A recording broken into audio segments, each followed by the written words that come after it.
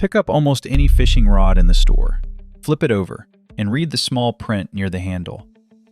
Designed in the USA, engineered in America. American heritage since some proud year.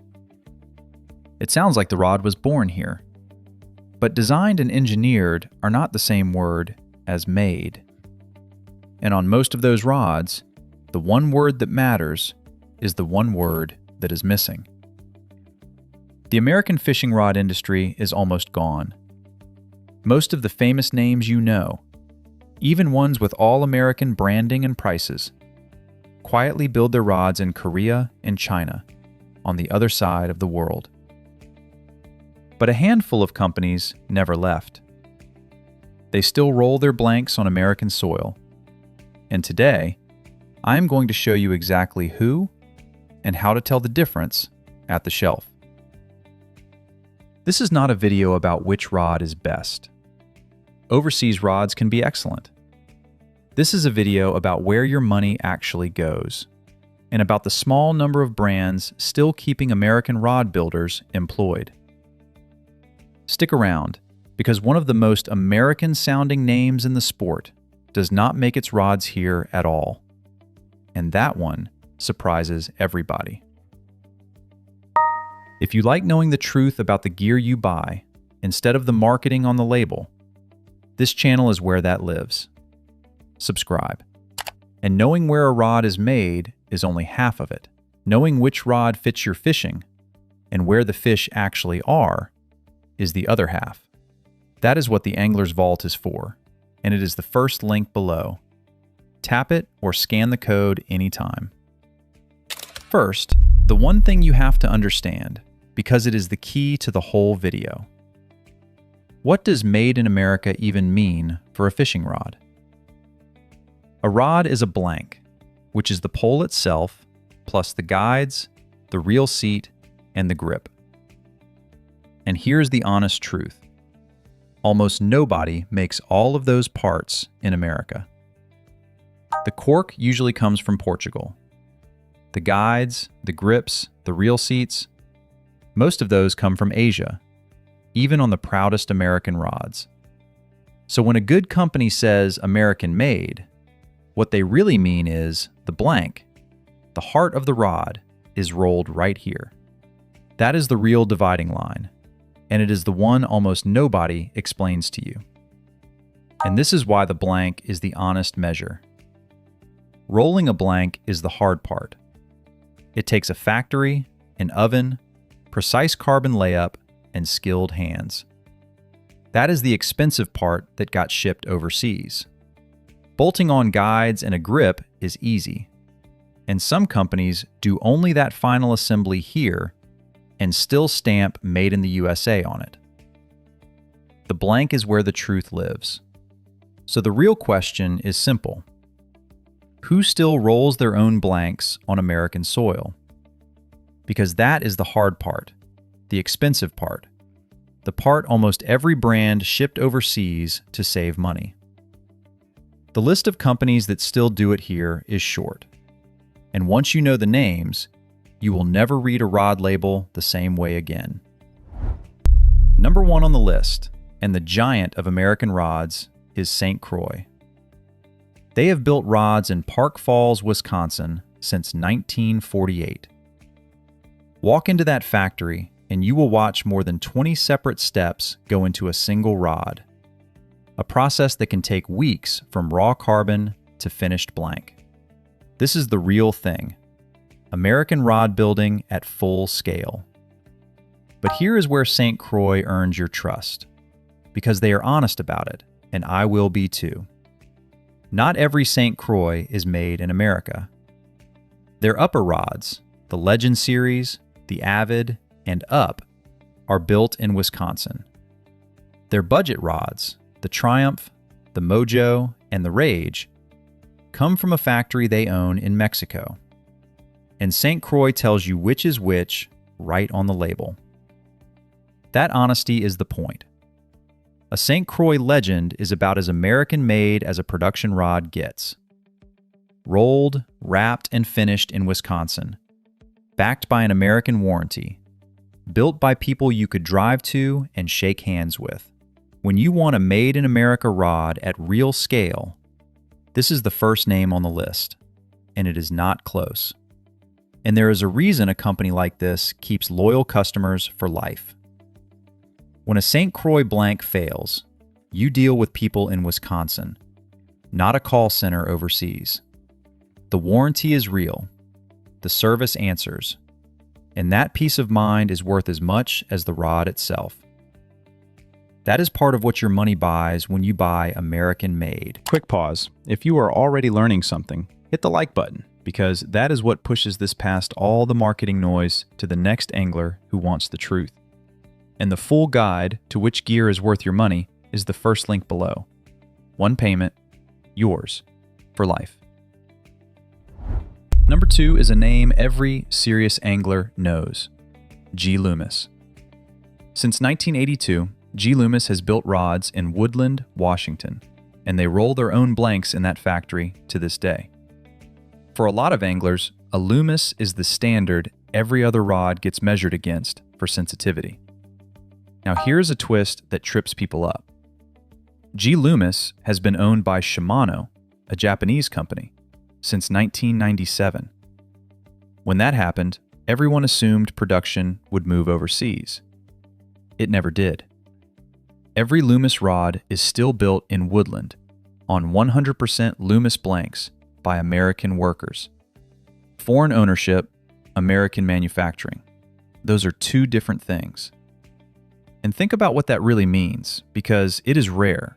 A Japanese company bought an American icon and chose to keep every job in Washington. They could have closed Woodland and moved it all to Asia overnight to save money. They did not. Whatever you think of big companies, keeping that factory running for almost 30 years after the buyout is worth giving credit for.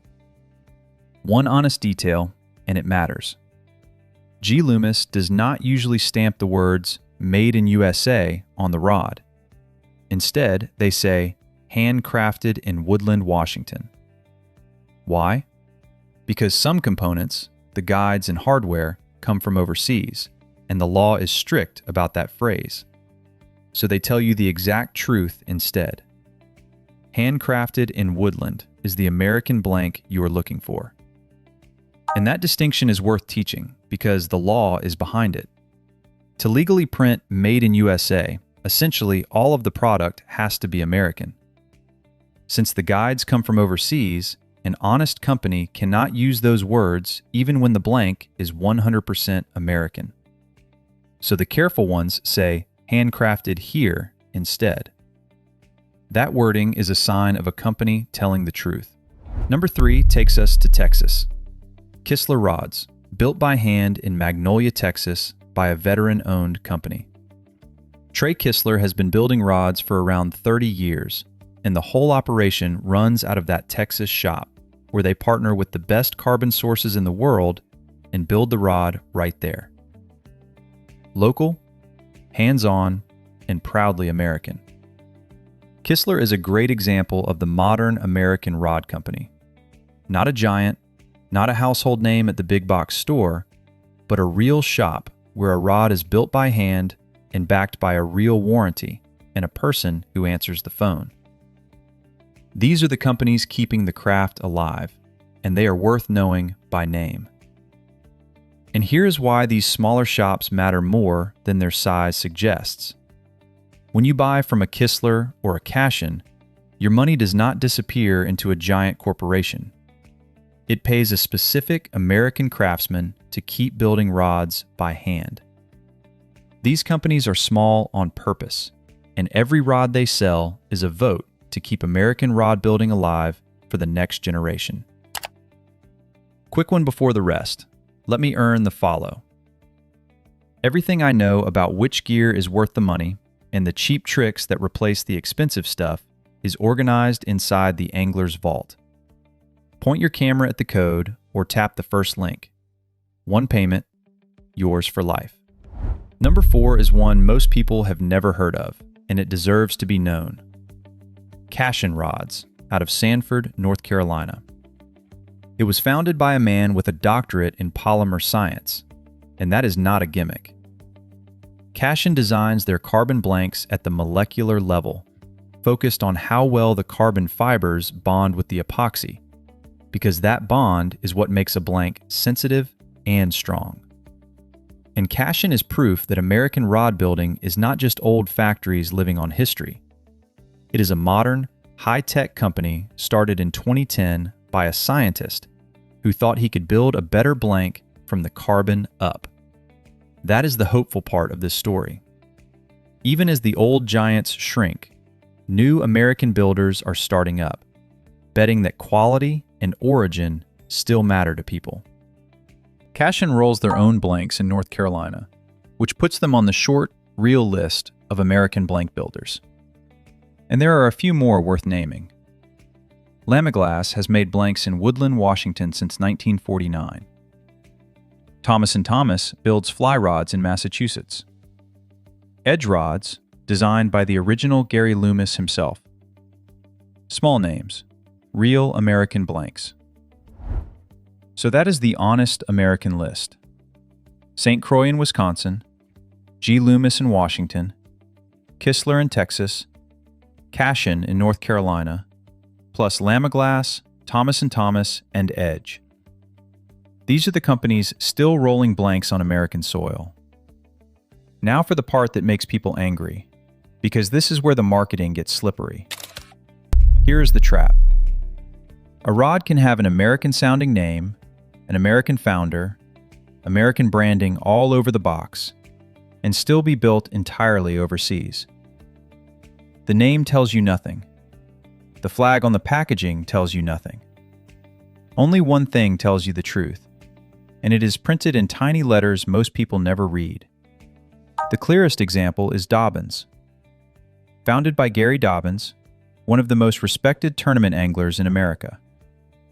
The rods are designed in the USA, the company is American, the reputation is American. But the rods themselves are built overseas, in Korea and China. That is not an accusation. Dobyns makes a genuinely good rod. But designed in the USA and made in the USA are not the same sentence. And Dobyns is far from alone. Powell rods, built in China. Phoenix, largely overseas. Even some of the pricey rods people think of as Japanese are actually rolled in China or Korea. This is not about shaming any of them. It is about knowing that the badge, the name, and the price do not tell you where a rod was born. And to be crystal clear, none of this makes those rods bad. A Dobyns is a beautifully made rod, and the factories building them are some of the most advanced in the world. Overseas does not equal worse. The point is that the label sells you an American story the rod does not always live up to. Know what you are buying, then decide. And here's the part that really gets people. The overseas factories building these American-branded rods are often the same few factories, building for a dozen different brands at once. So two rods with different names and different prices can roll off the same line in the same Korean plant. The name is marketing. The factory is the reality. So why did almost everyone leave? The same reason every industry did. A rod factory is a massive investment. Skilled labor is expensive. And building overseas can cut the cost dramatically.